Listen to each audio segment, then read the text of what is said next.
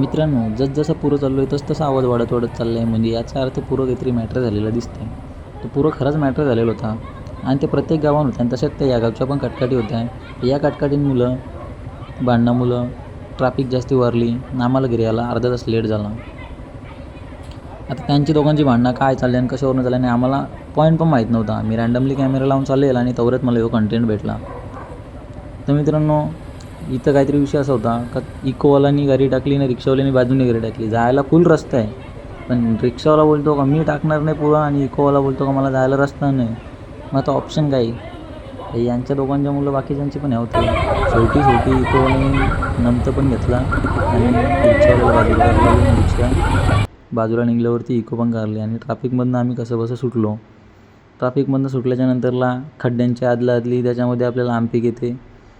पण एवढ्या त्या भांडणांतून आणि त्या खड्ड्यांच्या रस्त्यातून बाहेर निघल्याच्या नंतरला आम्ही कुठं मोकळा श्वास घेतला. तर मित्रांनो, गावान काटकाटी करण्यापेक्षा आपल्या चॅनलला सबस्क्राईब करा आणि प्रत्येक व्हिडिओला लाईक करा, शेअर करा आणि कमेंटसुद्धा करा.